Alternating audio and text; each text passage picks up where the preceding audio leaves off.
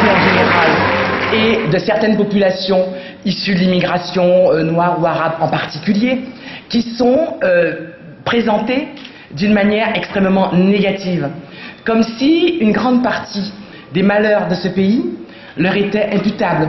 Aussi, par leur présence, ils allaient tirer ce pays par le bas. Donc c'est la raison pour laquelle des initiatives comme celle-là, qui ont comme vocation de changer le regard qu'on porte sur la diversité, me semblent extrêmement importantes.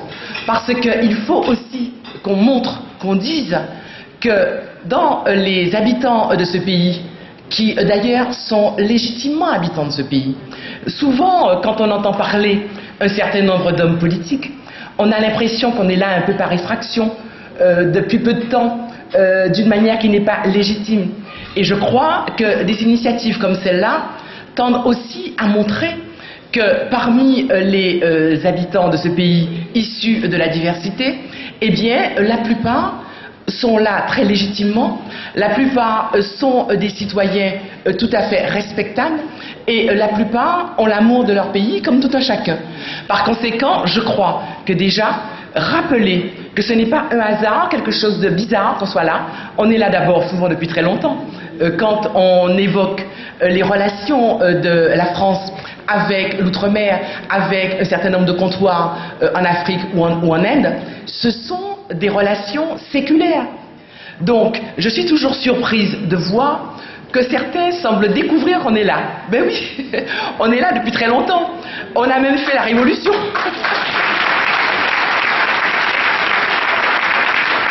Et j'ai trouvé très bien d'avoir ce chanteur Di Falco qui a évoqué ce personnage Chevalier Saint-Georges. Souvenez-vous, quand le Chevalier Saint-Georges, à la Révolution, a voulu apporter son concours à la libération du pays, il a pu lever une légion, on l'appelait à l'époque les Américains. Ça signifie qu'il y avait déjà à l'époque des centaines, voire des milliers de Noirs qui étaient prêts à se battre pour les idéaux d'égalité de la Révolution.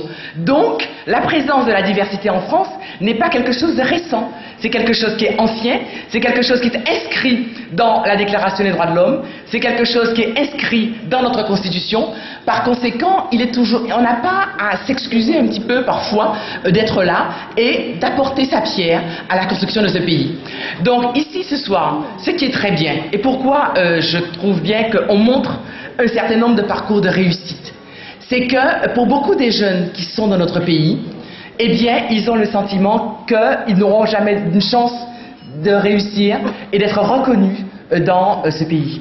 Et je crois que leur montrer que c'est possible, non seulement c'est possible parce que le pacte républicain dit bien qu'on a égale vocation à tous les emplois, quelle que soit sa couleur de peau ou sa religion, mais c'est parce que aussi qu'il y a un certain nombre de gens qui dans ce pays sont parvenus à vaincre le préjugé de couleur et à montrer que finalement c'était possible. Je vois là, à cette table-là, beaucoup de personnages des médias qui sont parvenus, mon vieil ami Greg Germain, qui à une époque ce n'était pas si facile, ont montré que dans les médias, eh bien, il pouvait y avoir des héros positifs noirs. Et pour des jeunes qui sont, et évidemment, je ne parle pas de Légitimus qui est venu comme si jeune par rapport à Greg et à moi, bon, mais c'est très très important que nos gamins qui grandissent dans les banlieues se disent oui, c'est possible, quelqu'un y est arrivé, donc moi aussi je peux y arriver.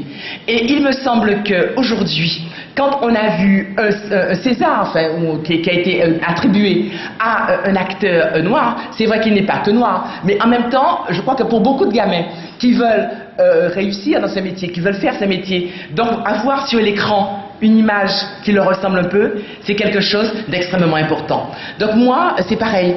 Quand j'ai été appelée, d'abord j'ai voulu être députée précisément pour qu'en quelque part à l'Assemblée, il y ait aussi une image de la diversité du peuple français qui est réelle dans la rue. Et aujourd'hui, quand j'ai été amenée à m'occuper de cette question de la réussite éducative, s'épanouir et être utile à soi-même et être utile à son pays, il faut d'abord réussir à l'école. Donc me battre au jour le jour pour que nos gamins dans les quartiers populaires aient toutes leurs chances et l'égalité des chances pour l'accès au savoir, l'accès à la culture, c'est une mission qui me motive et je suis persuadée que demain, on aura encore plus de Gotha, de gens dans le Gotha, parce qu'ils auront réussi leurs études, ils auront réussi leur vie, et par conséquent, ils aideront leur pays à réussir. C'est véritablement ce à quoi beaucoup de gens se sont employés, mais c'est à quoi moi aujourd'hui je m'emploie avec bonheur, et je vous remercie d'avoir eu l'occasion de vous en dire quelques mots. Georges Paul Langevin.